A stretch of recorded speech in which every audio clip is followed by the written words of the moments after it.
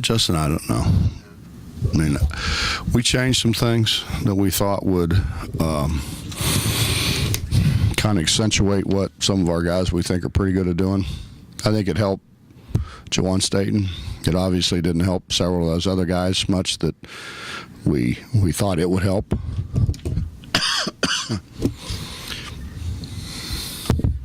It's not on anyways, is it?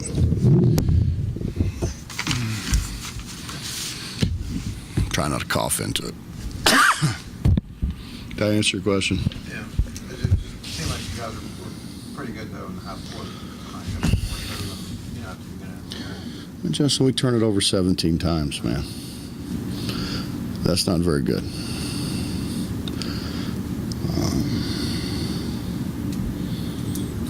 Bob, I think Radford only scored 4 baskets the last 9 minutes of the game. 1-3-1, fatigue, better defense. What was the change that you saw at the end of the game? I mean, really, you'd have to ask him. I thought we did, until the end, I thought we did a pretty good job in the 1-3-1. I thought we stayed in our lanes pretty well. And then at the end, we got our middle guy out guarding the wing, and which is what continues to happen to us, you know. We're making pretty good drops, and then we didn't make any drops. But I thought that was effective. They drove it at us pretty good. They made some shots.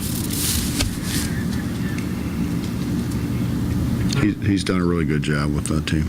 Sorry. There are obviously reasons you don't like to use that for a full game, from the way it affects your rebounding and several other factors. But no, I used it the whole game against Kentucky. I don't have a problem using it the whole game, but I don't think it's effective the whole game. We've used it in the past to try to slow people down. I think when you first throw it out there, they try to figure it out and pass it a little bit more. given the issues that you guys have had in man occasionally, though, is it? Occasionally? You're so kind. Perhaps a little more than that then, but is it perhaps your best defense at this point, the defense that your guys are playing the best? Well, we about lost the Virginia Tech game because we tried to play 1-3-1 and they scored like 3 possessions in a row. So today it was, but that's our problem. I don't know what's good for us because one day something's pretty good and the next day it's not any good, and you had to try to survive some other way. And we've got to. We've got to get better defensively, and with the way we play defensively is hard, because we do get spread out. But it's also the best way to protect our post guys if we do just a decent job of guarding the ball, because it elongates those passing lanes and makes post feed so much harder. You are kind of blessed in that 1-3-1 though to have Murray, Rutledge, and Miles, big, long, athletic guys that you can play out there. They fit that pretty awful well. Yeah, you'd like to have a little bigger guy than we had on the top, but we've got to play 2 guards. So, particularly at the end of the game like that, when they were going to pressure, you really don't want Dom back there showing his ball skills off. He wants to, but you really shouldn't. So you say that, but you look at the stat sheet there. He not only led you as you'd expect, like in block shots and rebound and maybe even scoring. He led in assists. He steals. Yeah. Who, Dom? No. Oh. No, I said Dom out showing off his ball skills. Yeah. No, you don't want him showing. No. But speak a little bit about Murray and the fact that the all-around game that he is showing. Bob, we all know he's a talented kid. I think he's learning how to play harder for a longer period of time. He's honest to God, he's been coachable. Since we got back from Michigan, he's trying to do what we ask him to do. he doesn't always do it. And let's be honest, games like this are hard for him and Dennis, because they're matched up with smaller, quicker guys with ball skills, and they're in a lot of ways a whole lot better off playing people their own size. But Eric's never really played in the post. We're trying to get him to where we can do that as well.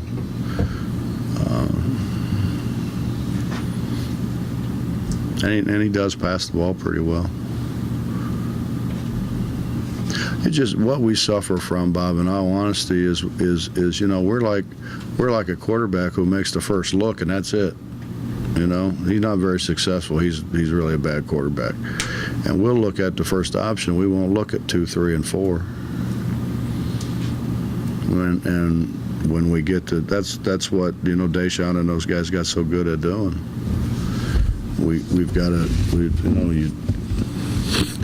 I don't know, man. I feel like a guy running around sticking all my fingers and toes and everything else in the dam. It's hard to fix everything at once. Time's going to take care of that, though, isn't it? Well, you would hope. And you can't rush it. No, well, you would hope so. Coach, when you was in Cincinnati, I'm not sure how the semester breaks work there. I mean, did you ever have, these lulls in the season where the attendance is not where you wanted? No, Justin, we pretty much averaged 13,176. But, we had a metropolitan area of 1.8 million people, too.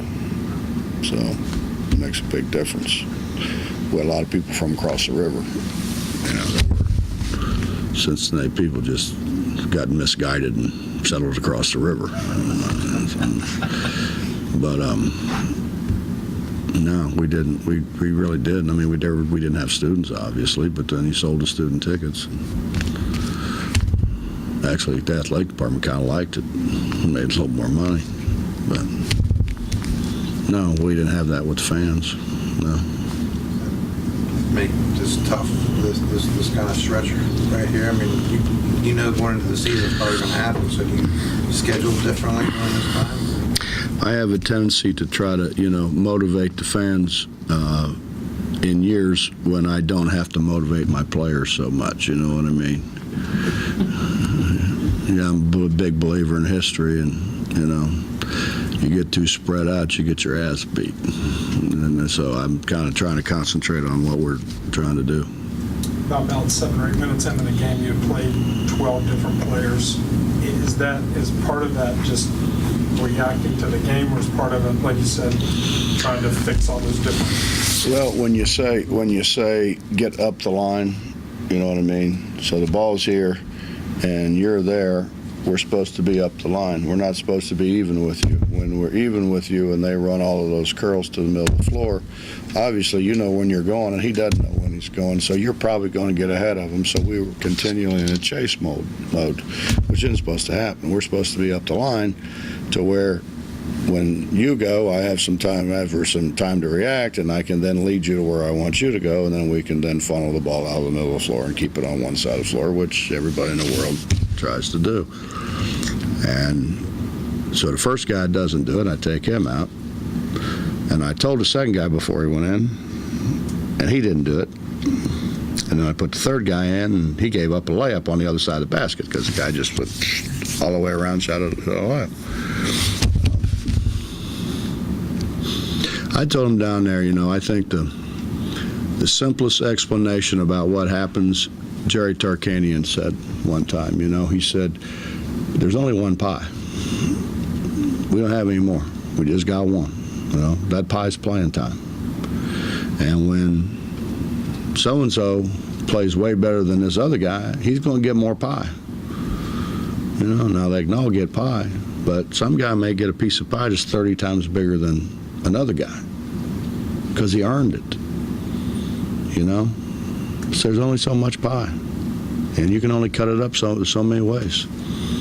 And it's like I told you guys the other day. My problem is I don't know who wants any pie. You'd think everybody wants a piece of pie, right? But it seems seemingly some of our guys, they're good guys, I think what it is. They just really want to share. You talk about motivating players, and a lot of coaches use psychology and maybe treat one guy one way and another guy another way to try and get the most out of it if they can figure them out. Do you do that, or is pretty much everybody just disciplined? I'm thinking in terms of Everybody does. and he seemed to respond to it rather than pout or whatever. Well, I wouldn't say didn't pout, but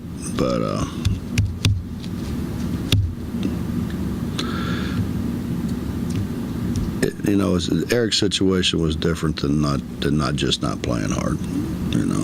I mean, he said it in the paper today. I think he showed up late. He's not going to show up late and play the next game. It wasn't a lot late, but I mean that's just a lack of respect for everybody involved. So,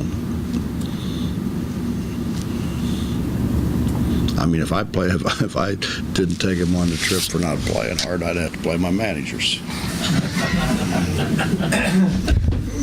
Now I'm not about to do that. Anything else? But might you say with someone else differently Then Eric, than Eric? And I've never had.